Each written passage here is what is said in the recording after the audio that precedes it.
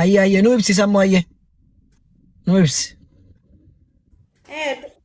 Dura muslima ture kazaanam erga amantii jijjiire baatii torbaaf deema. Ayye maaliif jijjiirte? Ani hin beeku wallaahi akka tasaa wayii taheeti. Jechuun karaa namaa jijjiirte moo dingatuma waa ofii keetii wanna jette jechuu kiyya? Lakki dingatuma akkuma tasaa biraazarii kiyya wayii namni lamaa wayii amantaa san qabanii amantaa beentee jechuudha.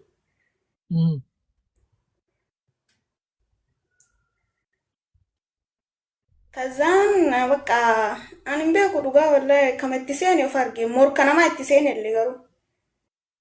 Aywa morka namaa itti seente. Tole achi keessa seente hoo waan ta'e argatte jira?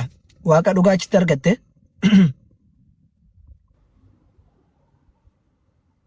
Ani seenullee hin barbaanne dura dubbisee adda baafadhee bakka dubbisee amma quraanallee isa macaafallee dubbisee dhugaan jiru karaan dhugaan islaamummaa malee hin jiru amantii kiyya deebi'uu barbaadamu. Okay. Tole. Yesuus nama malee waaqa miti jedhime?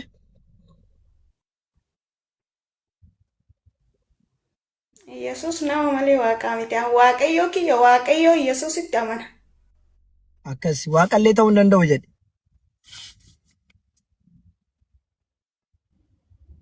Waaqallee ta'uu hin danda'u. Aywa tole. Shaadaa wanna jenne kana inshallah waan hafe irra dubbanna. Harka akkas ol qabe.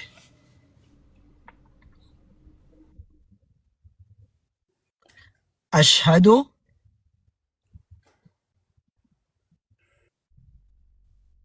Ashhadu Allah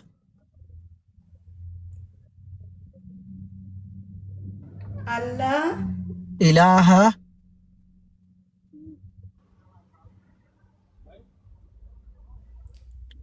Allah ilaha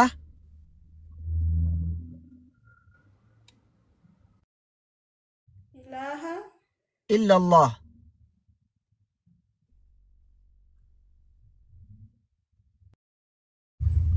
illallah wa ashhadu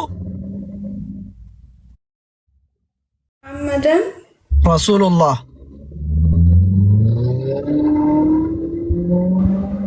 Rasulullah wa anna Isa wa anna Isa Abdullahi Abdullahi wa rasuluhu. wa rasuluhu Dhugaan ka gabbaramu dhugaan ka gabbaramu Allah malee akka hin jirre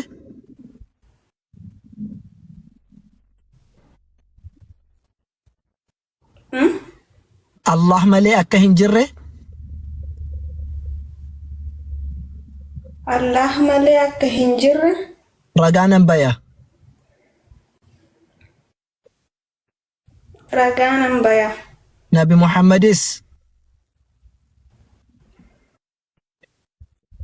Nabi Muhammadis ergamaa dhugaa fi ergamaa dhugaa fi isa dhumaa ta'uu isaanii isa dhumaa ta'uu isaanii eessa kiyyaan amanee keessa kiyyaan amanee arraba kiyyaan ragaa ba'eera. arraba kiyyaan ragaa ba'eera. Yesuusis Yesuusis ergamaa rabbii fi ergaa rabbii fi ergamaa rabbii fi ergamaa rabbii fi gabricha rabbii malee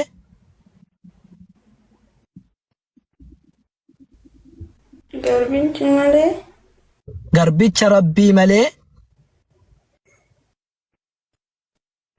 garbicha rabbii malee waaqa akkan taanee fi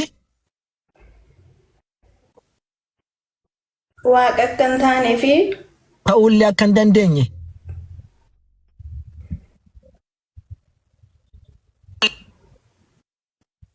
ta'uullee akka hin dandeenye keessa kiyyaan hubadhee waaqummaa isaa dhiisee baheera.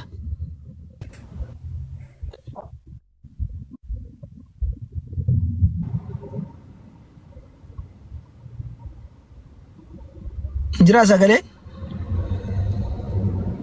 Jira keessan ustaas. Neetworkii qabaa jira. Alaa kulli haal xumurattee jirti. Waaqummaa isaa mormitee diddee baateetti alhamdulillah rabbil alamin asaa deebitu inshallah gorsi tokko tokko kenneefiin wanna jedha.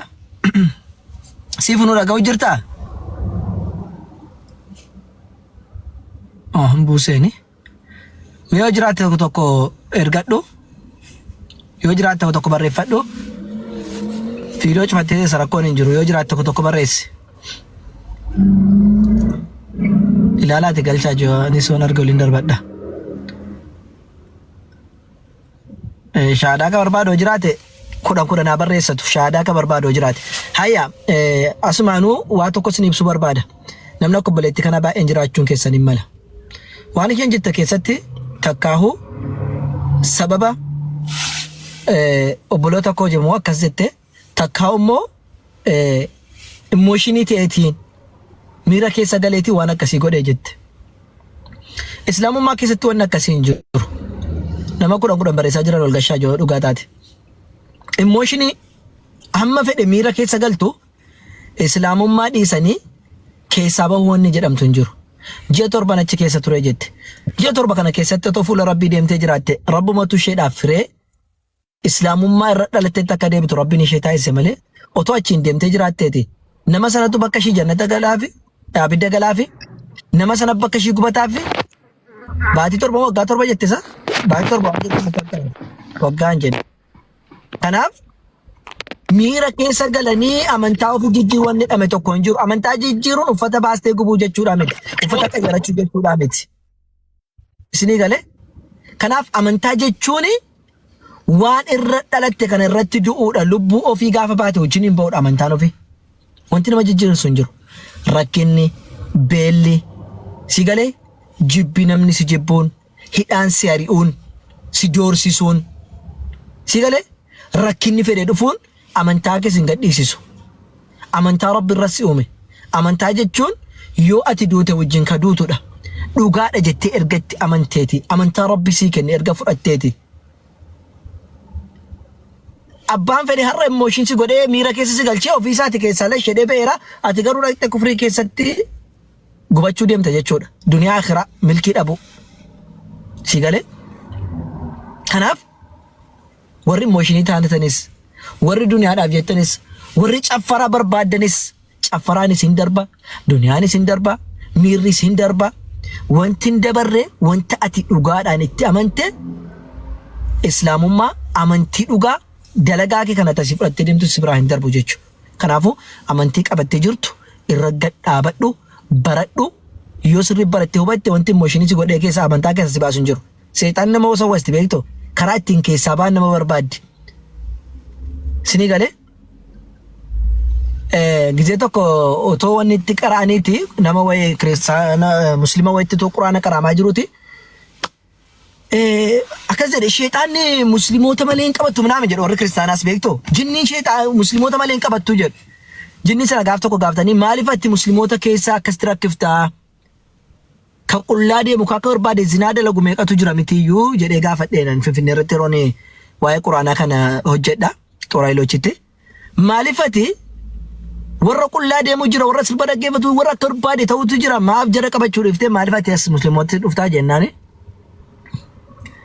jaroo tokkicha karaarraa baa maalitti godhaa jedhe nuti kan barbaannu kan Rabbiif waadaa galle la'ughwiyannahum ajma'iin hunda isaanii karaarraati fuunee isaan jal'isne jennee Rabbi biratti waadaa galle Rabbi immoo garboottan koo qofa jal'isuu hin dandeessu jedhee nuti garboottan isaa isa ta'an isaan jal'isuu barbaanna malee warra nu faana hiriyaa ta'an immoo maalitti goonaa jedhe warra nu waliin jiran akka nuti barbaannu warra ta'an immoo maalitti goonaa jedhe ofiinuu dhaqaniiru jarroo kan nuti barbaannu warra karaarra jiru jal'isuudha malee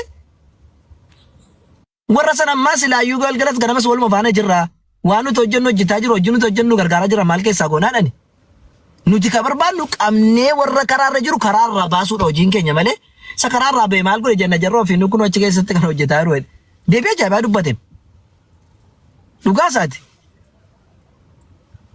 miqeenyaanu nama guddinarra jiru nama karaarra jiru itti haasidisni gale hisdiinu sheexaanillee nama karaa rabbiirra jiru sana gotee karaa rabbi kufriitti baasu wajjiniin akka jahannama galan barbaadan isini gale akka wajjiniin jahannama galan jinni wanti isheen nama qabachuuf sheexaan wanti nama qabachuuf bar akka ati si keessa ta'ee si dogongorsiisee waa hunda khamrii dhuguu waa hunda haraama si hojjechiisee booddee akka wajjiniin jahannama galtuuf keessa darbee booddee rabbi takkaati kafartee wajjiniin abidda galtuufidha. warra silayyuu karaa isaarra jiran moo maal godha jarra wajjiniin ofii nu fedha isaaniitiin deemaa jiru min attaaggaleen gizee keenya maafinna paawuraachi lamaniin carrisaalleen jedhe sinii galee kanaafuu inni warra paawurii fixuu danda'u warra harkaa baanii gibbii isaa keessa hin jirre gibbii isaatti gashachuu malee warra isa wajjin jira maalti ciqee gibbii isaatti naqatee akka barbaadan ta'aa jira waan taateef jechuudha sinii galee kanaafuu deemee sheexaanni maal nama godha akka karaa kanarraa baanii kufriirraa baanii إسلام رباني كفري تكسين وجني كجوبتني فيه. كناف ربي سبحانه وتعالى سورة الرعد كيستي قاف قوياك أما الشيطان من بررتي أول به ربي سبحانه وتعالى والنجلوني فلا تلومني ولوموا أنفسكم جدبر. نانكم أتينا لبوكي سانكم أتدا جدبر. أني وامنان كوت جدا نيدفني ماله. عليكم السلام. أوامنان كوت جدا نيدفني ماله. أني درت أمان جراهم فينه. naannoon komatinaaf kumadhaa malee jedha. Salaanii sin darbaa jira ustaadha. Ibnuun amma cufachuuf. Kanaafuuti seexaana kana isin gotoggotee achi isin baasuu barbaada waan taateef aarii minaamin waan jedhamu kana dhiisaa dhaabaati dhaabbadhaa baradhaa isiniin jedhe. Baarakallahu fiikum ulfaadhaa mee salaatee deebi'attee ufaa. Yoo jiraatti yookaan abdiin itti fufaa. Ayye. Abdi itti fufii yookaan ibnu. Laala itti fufaa bakka shamarran baay'atan itti nyaanni bilchaatu jedhanii jala itti fufaa baarakallahu fiikum. Wasilu. Ustaazota keenya mee akkam jirta obboleessa mareef dhufte biliyoon. Fayyeera. Ibnu wajjin itti fufii ibnuun wajjin naasafta inshaAllah. Ish. Fayyeera. Ibnu nagaadha akkamii ibnu? Alhamdulillah gaariidha. Penteen moo ortodoksiidhaati? Maal wajjin haasaa turre hin gadda mana Ahmaditti? Yaa akkam gootere dubbisan? Mee isa'oo otoo waliin galiin xumurre iyyuuti mee mucaa amma tokko waa dubbattee beektaa gaaffii wayiin gaafa dhaadheessa irratti waa'ee siifuun waa dubbattee kaate.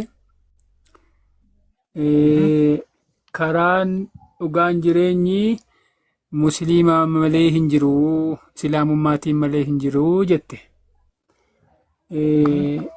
Kana quraanni hin deeggara akka kan keenyaatti kan jedhu karaan dhugaan jireenyi Yesuusiin malee hin jiru jedha.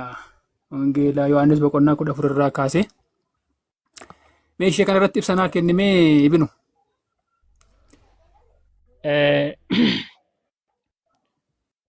Jalqaba irratti eeyyan karaa islaamummaatiin ala karaan tokkollee hin jiru. Karaa islaamummaatiin ala malee hin jiru gaafa jedhamu. Karaan ittiin ammootiyyuu ati ittiin milkooytu daandiin milkaa'inaadha amantaa islaamummaati. Amantaan islaamummaa ammootiyyuu amantaa nabiyyii tokko osoo hin taane amantaa nabiyyoota hundaati jechuudha. Si galamiti amantaa nabiyyoota hundaati. Kanaaf Rabbiin subhaanahu wa ta'aalaa Quraana suuraa Sofii suuraa 61 ayyaata ammootiyyuu torba irratti maal jedhee walladhii arsala rasuulahu bilhudaa wa diinil haqqi. Rabbi namoota isa ergama ammootiyyuu isaadha erge maaliin erge jennaaniin amantaa dhugaatiin. Amantaa dhugaatiin kan isa ergeetiniin jiru jedheetiniin kan inni dubbateetiniin jiru jechaadha. Rabbiin subhaanahu wa ta'aalaa kanaaf ammootiyyuu amantaa islaamummaa kana amantaa dhugaa jedheetiniin kan inni waameetiniin jiru jechuudha. Inni lammaffaadhaayi سورة مع سورة الإمران سورة سدي سديت مشان الرتي ومن يبتغ غير الإسلام دينا فلن يقبل منه وهو في الآخرة من الكاسرين نمن إسلام ما نالتي أمنتها برود أي بربادة إسلام ما ديسي كرا برو يو كان دي متاتي إسر راهن كيبلم إسر راهي هم فودا مجدتي رب سبحانه وتعالى دبتيتني لفكايتني نجرو جتشود guyyaa isa dhumaa sanitti ammootuyyu warra hongaanirraa tahaa jedheetiin hin dubbate. Yoo ati amantaa islaamummaa hordofte qofa kan ati jireenya barbaraa yookaan ammootuyyu jannata bakka milkaa'inaa san argattu jechuudha. Nabiyyoonni hundiniyyuu karaadha. Nabiyyallaa Ciisaan alayhi salaam akka Rabbiin subhaanahu wa ta'aalaa Quraana suuraa Maryam suuraa 19 irratti nu himetti inna Allaha rabbii wa rabbukum fa'buduu haadha siraatun mustaqiim. Allahiin uumaa kootii fi uumaa keessanii isa qofa gabbara. Isa qofa gabbaruun ammoo karaa diriiraadha jedheetiin hin dubbate. Maaliifi karaa nabiyyootaati. Itti fufeetiin nabi Muhammad sallallahu alaihi wasallam rabbiin ati karaa qajeelaadha jedheeni itti dubbatu jira jechuudha.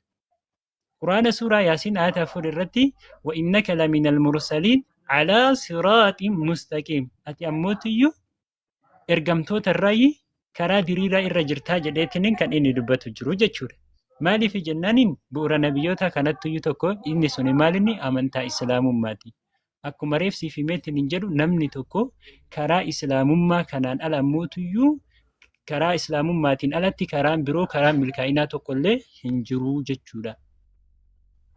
Okay, baay'ee galatoom. Karaa milkaa'inaallee hin jennanillee karaan dhugaanii jireenyis islaamummaa malee hin jiru ishee jedhu bichaan ani kananii akka quraana keerraa asnaa baaftee na dubbistu barbaade. Ani macaafa ni qabadde. Waa'ee jireenyaa qofaa irratti waa'ee jireenyaa qofa. Waa'ee jireenyaa qofaa irratti kan naas. Wangeela Yohaannis boqonnaa 14 lakkoofsa 6 irratti Yesuus Kiristoos ani karaadhaa dhugaadhaa namni takkatti karaa kiyyaa malee karaa abbaa dhaquu hin danda'u jedha miti. Okay, karaan suni karaa islaamummaati moo karaa penteeti moo karaa ortodoksiiti moo karaa kaatolikiiti? Karaa kami? Isin karaa Yesuus qabattanii jirtu isin karaa Yesuusitti namantu karaa isaa itti amantanii karaa isaa jirtu. So ani siifin himaatiin karaan sun karaa kamin atumti inni wangeela keetirra hundaayitiin wangeela keetirratti waan itti amanturra hundaayitiin wangeela Yohaannis boqonnaa 14 lakkoofsa 6 irratti ani karaadhaa dhugaadhaa jireenya namni takkatti karaa kiyyaa malee karaa abbaa dhaquu hin danda'u jedhe. Karaan suni amantaa ortodoksiiti moo amantaa peenteeti moo amantaa kaatolikiiti moo amantaa musliimaati? Amantaan sun takkatti hin kamin. Yesuus karaa koo jedhe kaakuni kamaal barbaadaree ibnu karaa koo karaan Yesuus Kiristoos sun amantaan sun kaminnidha?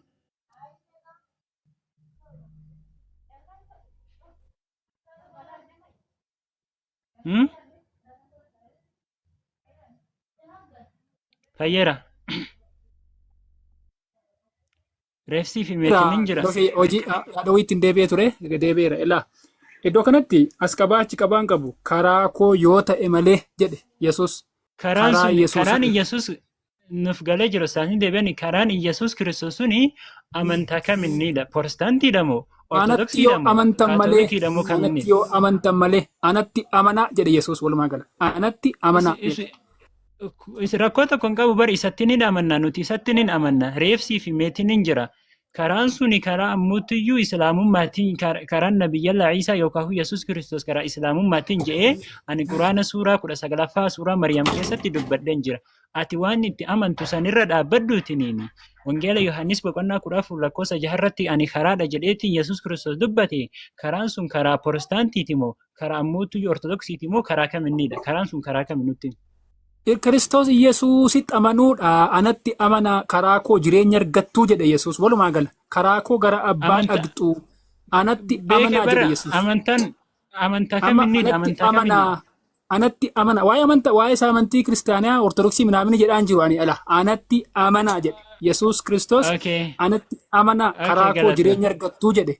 Amma ortodoksiis ta'e Yesuusitti amanuu dandeessa musliimas ta'e Yesuusitti amanuu dandeessa. Amma waa'ee amantaa dhaqaan jiru ni maqaadhaan inni dooktirii maqaadhaan inni sama waa'ee maqaa dhiisati. Ani amma Kiristoos Yesuusitti amanuun jireenya akka kennu macaafatu dubbata wangeela dubbata. karaa isaas immoo jireenya Okay. akka jiru yookiin gara abbaatti Ayyee. akka geessu Galatoom. macaafa dubbata. Kanaafuu waa'ee isaa amantichi isa kamii kiristaana moo musliima kan jedhu waa'ee musliimaa fi kiristaanni jireenya bara bara nama gashu baay'ee Yesuus Kiristoositti amanuutu Baqadis jireenyaan nama ga'a. akka Jannataan nama ga'a malee asirraati Bakka- qoy daqiiqaa tokko naa obsi qoy daqiiqaa tokko naa obsi qoy yeroo baay'isaatii baay'isii kenneera ibnu. Kanaaf yeroo dubbii tokko dubbannu ragaa wajjin xaqqasuun gaariidha. Macaafni keenya kan jedhu karaan dhugaan jireenyi Yesuus Kiristoosidha jedha. Isin Yesuus kiisaa ta'uu isaa hin amannaa, ergamuu isaa hin amannaa, abbaatu ergee, allaatu ergee jettu, ergamaa rabbiiti jettu. Ergamni isaa maal gochuu dhufe kan jedhu yoo dhufne garuu gara jireenyaatti warra isa amanan gara jireenyaatti dabarsuuf karaa dhugaa sana nama hubachiisuudhaaf gara biyya lafaatti ergamee jireenya nu barsiise jechuudha. Amma garuu deebitanii isa ergame jettanii lallabdan kana qoy isa nuu ergameera Okay. rabbii biraa nuu dhufe jettan kana deebitanii hinaaltu yoo ta'e inni ga'een qabu jettu yoo ta'e Qoy, macaafni fayyaa. keenyii fi asirratti waldaan geessuu fida ibnu. Ayyashi galatoomiitiin arsilumaafuu reef dubbadheetiin jira nabiyyallaa Iisaa alayhi salaam karaan suni karaa kamiin jennaaniini karaa amantaa islaamummaatiin jedheetiin reef dubbadhe jira quraana suuraa Maryam suuraa 19 ayyaat 36 inna allaha rabbi allahiin uumaa kootii fi uumaa keessani isa qofa gabbara isa qofa gabbaru ammoo karaa diriiraadha jetteetiin dubbatte isatti amanuun karaadha jireenya nam takkaatiin karaa isaati malee karaa abbaa dhaquu hin dandeessu jetteetiin turte. Eeyyee wanti kun dhugaadha. Nuti garuyyuu ittiin amanne isin ittiin amantan Amma yeroo tokko gara musliimaatti dhufu namni fakkeenyaaf yeroo gara musliimaatti dhufu yeroo islaama ta'u si dhaggeeffadheen ture. Ustaanni yaasa rakkoon qabaase amma barbaadde yaase na si dhaggeeffadhaan am tolerate ay tolerate ustaazatti jedheti. Ayyee ustaazattiin si dabarsaatiin macaafa keessatti nama maal jedhettiyyuu nama maal jedhee Yesuusitti amanetti jireenya bara baraa argata. Yesuusitti amanuu jechuun Gaafa quraanaa sodaata. Gaafa macaafa asii fachi Luqaas, Maatiyoos, maaloo seera uumamaa ittee keessa deemta. Asirraa akkana qara'iiti quraana irratti akka itti dabalame Muhammad kan jedhu haammattuu keessa kan jirtu kun itti dabaltaniittu. Kun kijiba keessanii soba keessanii. Rakkoo maal qabare dubbisiiti tokko tokko nu garsiisii jedhe kun Ingiliffis bira jira. Arabiffis bira jira. Ingiliffa keessa jiru jettee moo hin jenne dura qoy. Ishi Ingiliffa keessa jiru jettee moo hin jenne. Ati dhuguma ati beekaa taanaan kana qara'iiti Muhammad iddoo jedhu fidi nu dhageessisa laa kun nama kuma tokko bashantu jira. Har'aa kee taap gochuutti gad deebi'uuf natti fakkaata. Maayikii kee cufadhu taa'e bakka. Laa kun sodaa kee agartee ati la sodaa kee quraana irraa akka sodaata. Akka sodaate beekamaadha. Mee cufadhu bakka. Ishi galata cufadhu. Sodaatteetta bakka argite. Bakka nama joon jechuun ishee quraana irraa sodaata macaafatti quba dhooftaa jira agartee. Waayee cufadhu dhaggeeffadhu. Bakka chaaw nagaan. Eeyyee. Maayikii cufadhu. Maayikii cufadhu. Argitanii yaa jamaa. Jalqaba maal jedhee quraanatti wanta dabalameetu jira. Wanta hir'ateetu jira jedhe. Tasgabbii waa oofne malee wanti wajjin gurra wanti dhuunsuun qoal tokko sabboona caraasii kenna qoal tokko caraasii kenna. Fadhu sabboonaan tokko. Arabiffa keessa waan hin jirre Oromiffa keessa jira Oromiffa keessa waan hin jirre as keessa jira jedhee baasimee jennaan boqonnaa 72 jedhe. Boqonnaa 72 yeroo baafnu yaa Muhammad jedhi ka jedhu afaan Oromootiin banee Ingiliffa Arabiffa keessa hin jiru jedhee Ingiliffa keessa iyyuu nan dhabee dubbisee hin argamu hin jiru naan jedhe. Tole ishee afaan Arabiffaan beeku jette istimoo dubbisi afaan Ingiliffaa iyyuu jedheen hin jiru ka jette kana baasee jennaan hin jira jechuu qaanfate sila hin jiru ka jechaa ture. Yaa Muhammad ka jedhu Ingiliffa keessa hin jiru.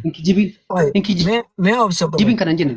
Maaf iddoon kan jira bare isa kama jechaartu walitti qabee sagalee kee gadhiisuu danda'an.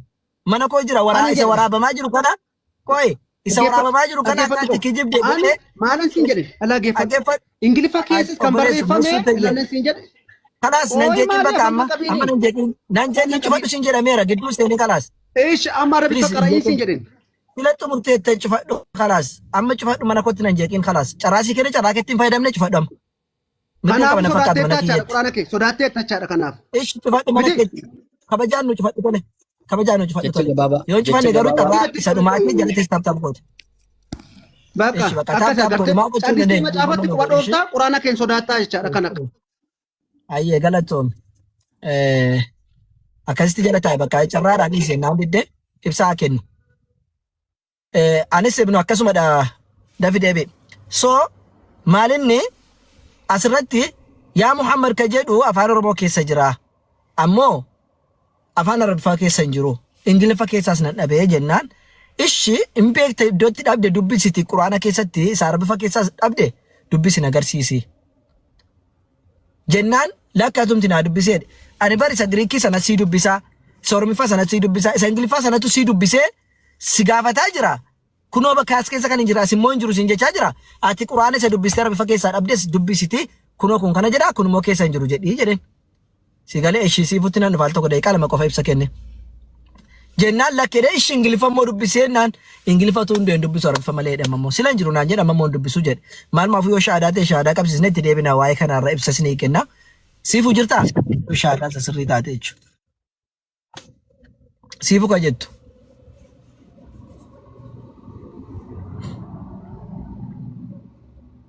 Wayye. Akkam nagaadhaa? Nagaa galata Rabbi. Alhamdulillah.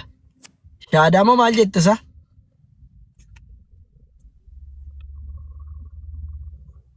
Shaadaa qabachuu barbaadde nan dhageenye bargisee baay'ee barreessaa ture. Hin argine no. Sagalee kee ture egaa biyya keessa artamo?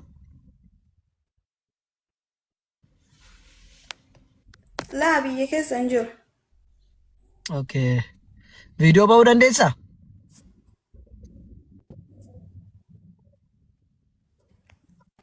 Ayyaasha. Ayya.